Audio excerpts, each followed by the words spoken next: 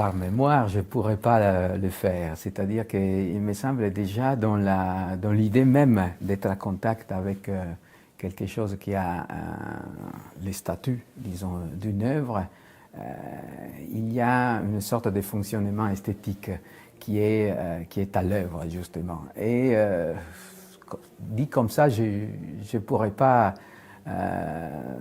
me souvenir d'une première expérience. Il me semble de l'avoir toujours fait. Sur la passion musicale, c'est plus facile. Peut-être, je pourrais dire, il y a eu plusieurs étapes, évidemment. Un premier moment, disons, entre 5 et 10 ans, quand j'ai joué du piano, j'aimais surtout improviser sur l'instrument, en fait. Et je n'étais pas un bon élève, si on veut, rigoureux dans l'étude. Mais cette passion a pris de plus en plus d'importance. Et c'est surtout après, à la fin de l'adolescence, qui m'a entièrement pris, voilà. Le goût musical, c'est une certaine capacité de réagir à des objets musicaux et de le faire d'une manière, je dirais, correcte.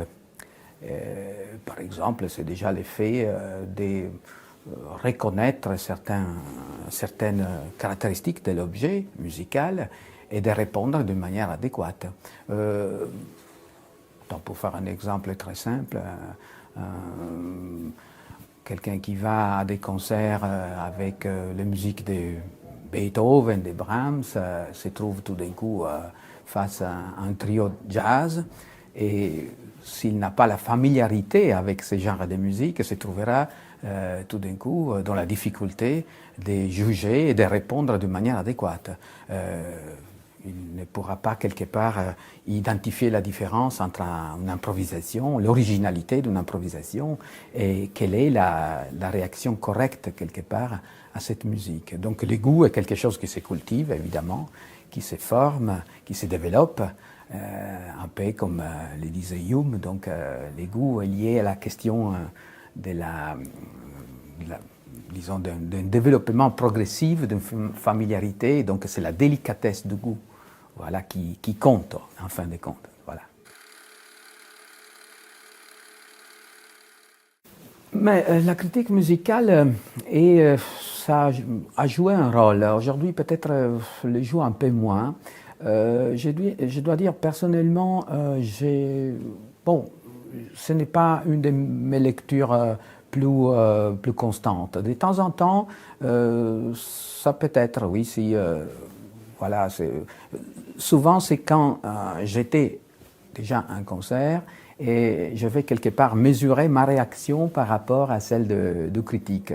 Donc si j'ai l'occasion de lire une critique, dans ces cas, c'est effectivement intéressant d'évaluer quelque part la différence ou alors la proximité des jugements. Non, je pense pas tellement. Les discours des musiciens m'intéressent. Après, il faudrait distinguer les compositeurs, les interprètes. Parfois, les réflexions des interprètes sont très intéressantes, comme la réflexion des compositeurs d'ailleurs. Mais quelque part, je me réserve une sorte d'espace de liberté pour approcher l'objet sans avoir derrière, comme dire, les connaissances, on pourrait dire poétiques des constructions de l'œuvre, ou alors le savoir-faire de l'interprète. Donc, je crois qu'il y a aussi une dimension, comme dire, un peu plus autonome de l'auditeur qui peut quelque part approcher l'œuvre sans avoir ce guide.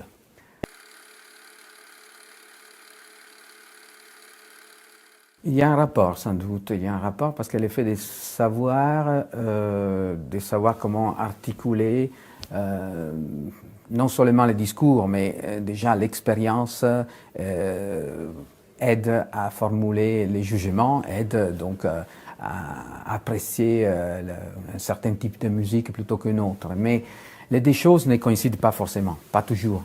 On peut parfois, évidemment, écouter de la musique Certainement pour un plaisir, mais qui n'est pas lié à une forme d'évaluation. On peut aimer une musique tout simplement parce qu'à un certain moment, on a envie de l'écouter. Et disons, il n'y a pas une question, disons, d'évaluation des critères au dedans.